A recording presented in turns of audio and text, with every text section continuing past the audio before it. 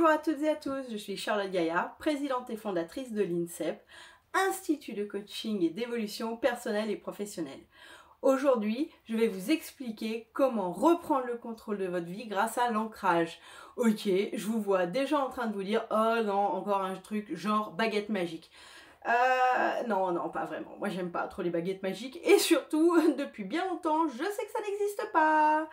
Donc, commençons tout d'abord par voir qu'est-ce que l'ancrage.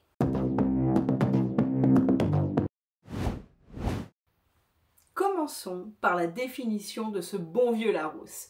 Le mot ancrage signifie enracinement, implantation ou encore s'assurer d'un point d'appui stable. Pour faire simple, l'ancrage, c'est la capacité à vivre pleinement l'instant présent en étant connecté à son environnement, quel qu'il soit professionnel, social ou naturel, votre maison, lieu de travail, etc., etc. Lorsque vous êtes ancré, vous vous sentez stable, en sécurité, bref, en pleine possession de vos moyens.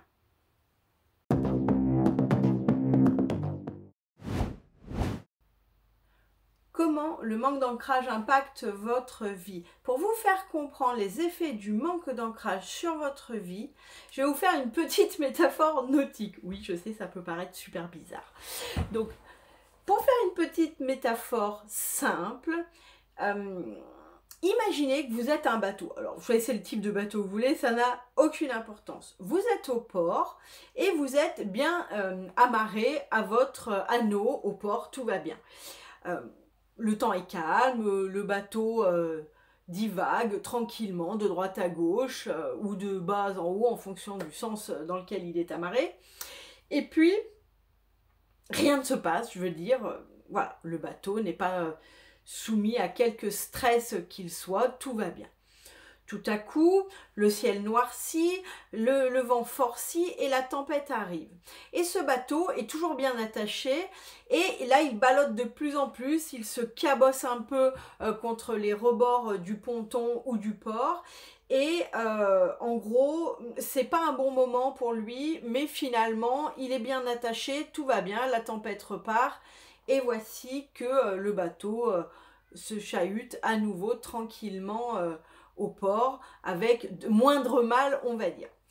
Prenons une autre situation. Maintenant, imaginons que ce bateau soit mal attaché et finalement, au moment où le vent forcit, il se détache et finit par partir au large.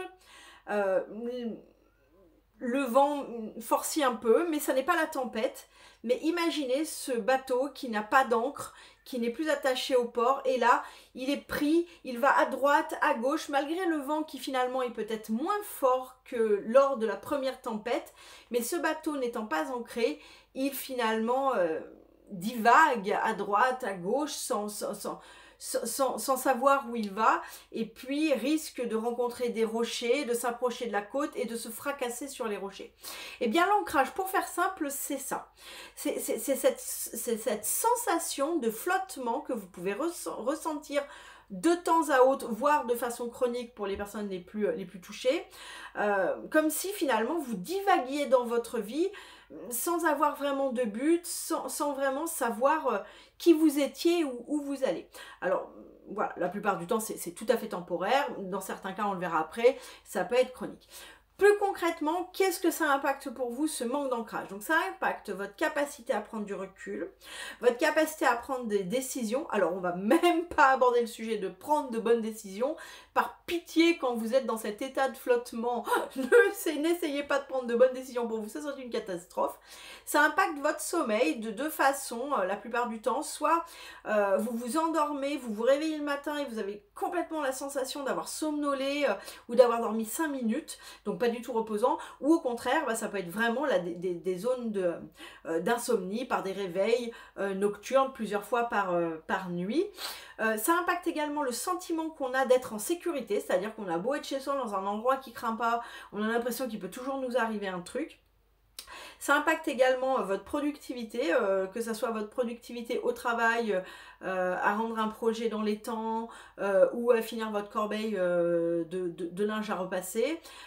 Ça impacte du fait la concentration, hein, voilà. Ça impacte également votre susceptibilité, ça impacte votre calme. C'est un peu en rapport, la susceptibilité et le calme, c'est un peu en rapport, c'est-à-dire que vous serez beaucoup plus enclin à être en colère pour tout et n'importe quoi. Et souvent, si vous êtes un peu attentif à vous-même, vous vous en rendrez compte de se dire je suis en colère, je sais absolument pas pourquoi, c'est ridicule, il n'y a rien pour être en colère, et pourtant vous serez en colère.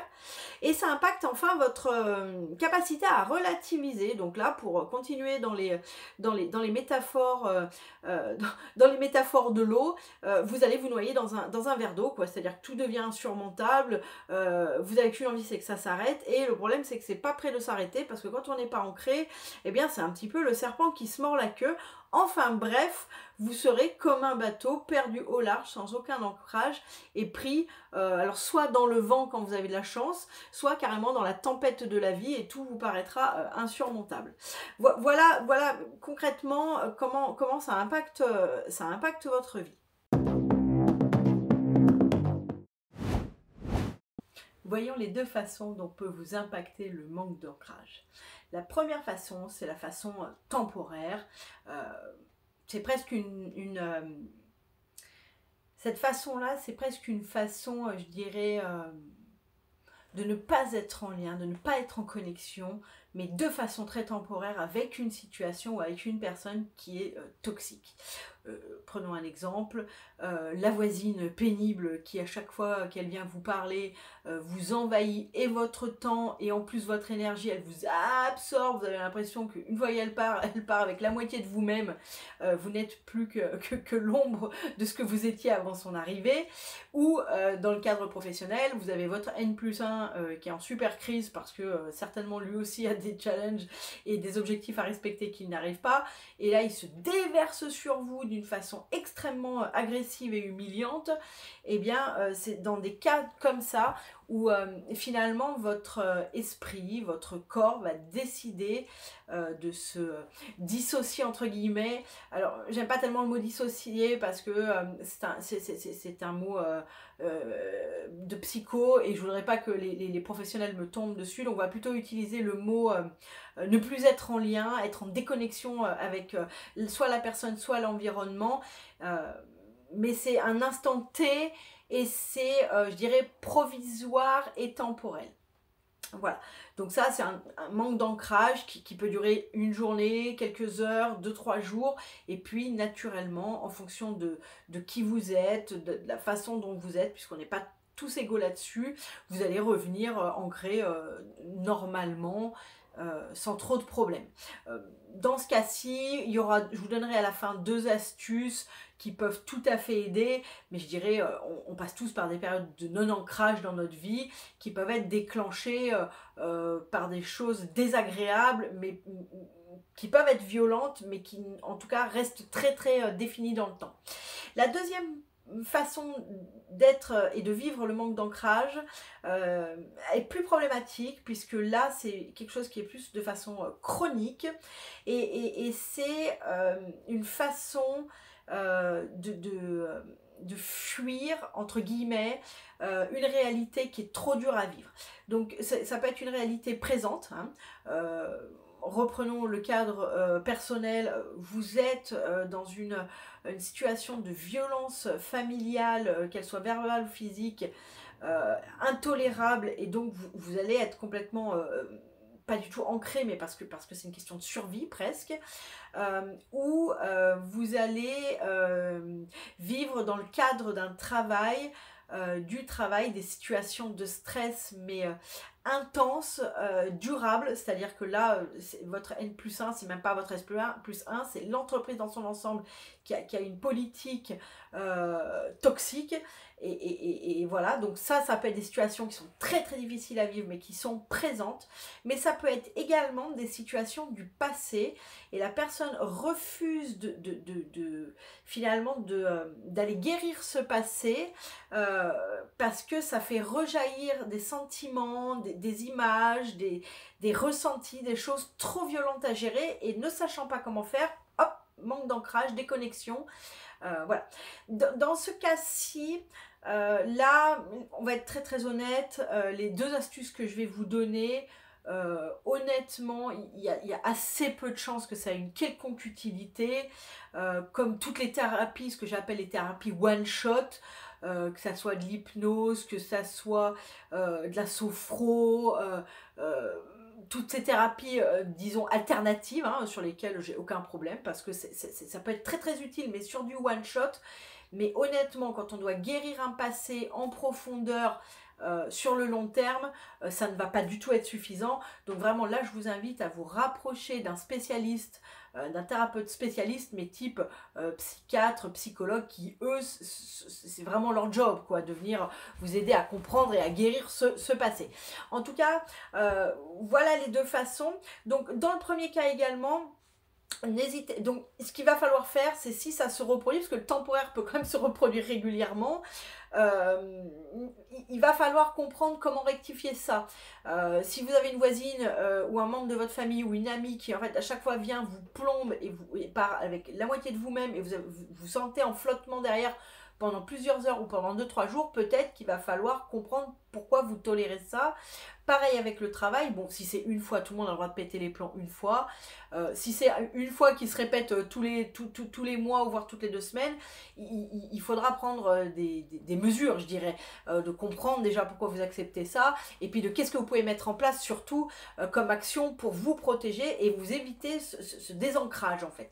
Donc là, pour le premier cas, en plus des astuces que je vous donnerai à faire tout à l'heure et que vous pouvez faire par vous-même, en tout cas, la situation qui crée ça, il va falloir la traiter d'une façon ou d'une autre, surtout si elle est quand même finalement récurrente. Et là, rien ne vaut un bon coaching pour se mettre en action et comprendre comprendre. Surtout qu'est-ce qu'il faut changer, qu'est-ce qu'il faut mettre en place pour que ça change. Voilà, donc en gros, voilà les 2 façons dont vous pouvez vivre le manque d'ancrage, la temporaire. Ça nous arrive à tous plusieurs fois par mois ou dans l'année en tout cas. Et puis l'autre qui est plus chronique et qui va avoir derrière des vraies conséquences telles que ça peut, des dépressions, des choses, de l'apathie, des choses quand même plus gênantes. Et là vraiment, seul un psychologue, un psychiatre, enfin quelqu'un dont c'est le métier pourra pleinement vous aider. Donc n'hésitez pas à faire appel à ces personnes-là pour vous faire aider. Donc maintenant, il est temps pour nous de voir comment faire. Donc je vais vous donner les 2 astuces dont je vous parlais. La première, c'est je vous invite à prendre une tâche du quotidien que vous faites vraiment en mode automatique. Quelque chose qui va ressembler à la douche, au lavage des dents, à la vaisselle, dans le cadre professionnel, l'archivage ou les listings. Voilà, donc trouvez déjà la tâche, peut-être une tâche pour commencer pas trop longue, si je peux vous donner ce conseil. Donc moi j'aime bien donner l'exemple et l'exercice du lavage de dents, parce que ça dure 3 minutes, donc 3 minutes c'est pas foufou en termes de timing, et finalement tout le monde peut le faire. Et ce qui est formidable, c'est qu'on le fait une fois le matin, une fois le soir, donc en plus il y a une espèce de redondance qui est intéressante. Donc prenez cette tâche. Et l'exercice, ça va être de la faire, ce qu'on appelle, ce qu'on disait tout à l'heure, pleinement dans l'instant présent. C'est-à-dire que, première étape, ça va être de prendre conscience, que vous preniez conscience que finalement, quand vous vous lavez les dents, la plupart du temps, vous êtes soit en train de faire votre liste de courses, soit vous pensez à ce que Janine a dit à la pause café, ou vous êtes en train de penser au prochain projet que vous avez, qu'il soit perso ou pro. Et cet exercice va consister à vous laver les dents ou prendre votre douche, faire la vaisselle, etc., etc. Ce que vous avez envie de choisir comme tâche. En tout cas, ça sera laver vos dents, faire cette tâche en étant pleinement présent dans ce que vous êtes en train de faire. Par exemple, quand vous lavez les dents, c'est pas « Ah, je me lave les dents, je fais la vaisselle. Ah oui, le petit, et alors du coup, il a fait ça, et l'école, et ah oui, Robert, oh, putain, qu'est-ce qui me fait chier Robert en ce moment, je n'en peux plus.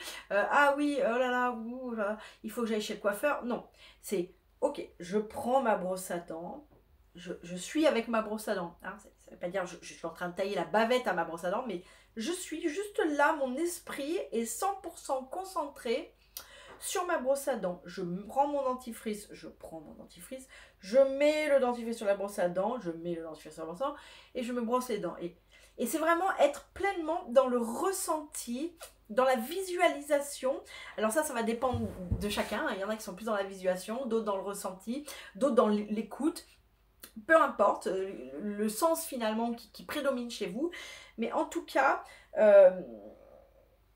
l'idée, c'est d'être vraiment à 1000% avec cette brosse à dents et ce brossage de dents. Et c'est d'y être de façon... de le vivre, c'est-à-dire que, ok, j'ai bien fait toutes mes dents là, et vous allez voir, ça paraît mais bête, vous êtes peut-être en train de me dire, ok, l'autre elle est complètement cinglée, c'est d'une simplicité, et vous allez voir que non, vous allez voir que très très rapidement, si vous arrivez à en prendre conscience, parce que le pire c'est que souvent on en prend conscience déjà 3 minutes trop tard, vous allez prendre conscience que votre esprit saute tout le temps vers d'autres pensées, etc. C'est pas du tout grave, c'est complètement normal, pas de souci. Mais là l'idée ça va être de revenir, et ça va être toute la difficulté quand on n'est pas ancré, ça va être de revenir à ce brossage de dents en fait. Et donc c'est ça, le premier exercice, c'est choisissez une ou plusieurs tâches dans la journée sur lesquelles vous pouvez être, alors plutôt sur des temps courts, parce que c'est déjà difficile sur des temps courts, c'est pour ça que j'aimais bien l'idée du brossage de dents. 5 minutes, c'est formidable, et puis vous augmentez le temps au fur et à mesure, parce que vous allez voir que quand vous êtes ancré, c'est déjà dur, alors quand vous n'êtes pas ancré, c'est une catastrophe, l'esprit saute en permanence vers d'autres pensées. Donc l'idée c'est ça, c'est de rassembler tout son esprit sur un objet qui est la tâche que vous faites au quotidien. Pareil, la douche, c'est hyper intéressant. La douche, c'est, ok, le jet d'eau, mais le jet d'eau, qu'est-ce que vous ressentez? Qu'est-ce qui se passe? Qu'est-ce qui se passe dans votre tête? Vous voyez, prenez conscience de ce que vous êtes en train de faire au moment où vous le faites. Ça, c'est l'exercice numéro 1 de l'ancrage. Et même, si je voulais être un petit peu... chauvine de la méditation, puisque voilà, pour ceux qui ne le savent pas, je suis aussi prof de méditation. On devrait faire ça tous les jours, en fait, on ne devrait vivre que comme ça. Mais voilà, là l'idée, on le fait facilement quand on est bien ancré, sans même s'en rendre compte, mais quand on n'est pas ancré, alors là, vous allez voir à quel point c'est difficile. La deuxième exercice qui est très très sympa, et qui là peut ne pas être toujours très facile pour tout le monde, c'est la reconnexion à la nature et plus vastement à son environnement. Donc vraiment, je vous invite à aller vous balader dans la nature. Alors je me doute bien que quand on habite Paris ou une grande ville, ou une petite ville d'ailleurs, parce que des fois les petites villes sont moins bien fournies en parcs que les grandes villes, c'est pas forcément facile. C'est pour ça que je disais, et éventuellement à votre environnement, même si on va pas se mentir, les voitures, ça ancre quand même vachement moins qu'une bonne vieille forêt, hein, voilà. Et là, c'est d'aller vous balader, mais alors on parle pas d'une balade par mois avec toute une bande de potes, les gamins, non, enfin là c'est pas possible. C'est la reconnexion à la nature. À la limite, si vous habitez en ville et que vous avez qu'un tout petit balconnet, ça peut être faire du jardinage dans vos jardinières. Vous voyez, aller acheter des jardinières, trifouiller, enlever les fleurs mortes, etc., etc. Si vous avez la chance d'habiter à la campagne, c'est peut-être vous mettre simplement dans votre jardin et observer ce qui se passe autour, la petite fourmi, l'oiseau qui passe. En gros, tous les exercices de pleine conscience, être vraiment présent.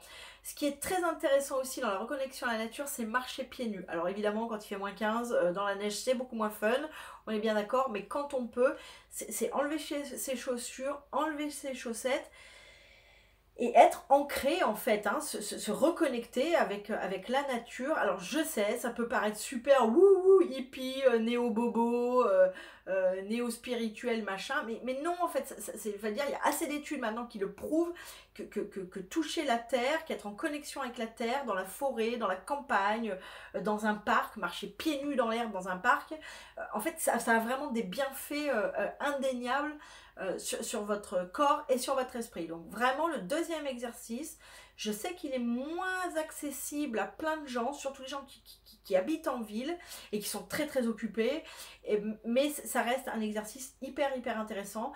Donc vraiment n'hésitez pas. Et voilà, quand je dis il ne faut pas y aller avec 25 personnes, souvent on va être tenté de piailler, de parler, de blablabla. Non, faites-le, soyez vous avec vous-même, quoi.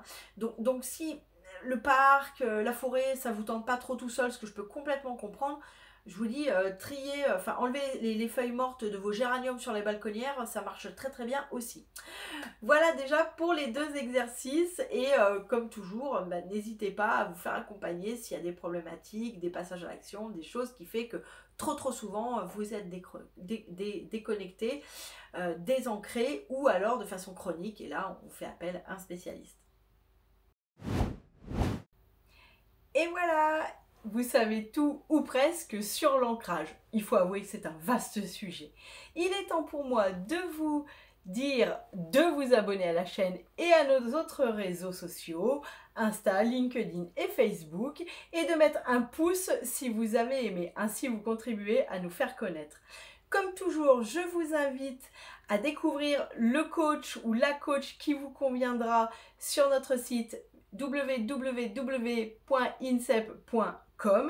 et je vous dis à présent au revoir et à très bientôt pour la prochaine vidéo où je vous expliquerai pourquoi le coaching en tout le monde. Passez une bonne journée.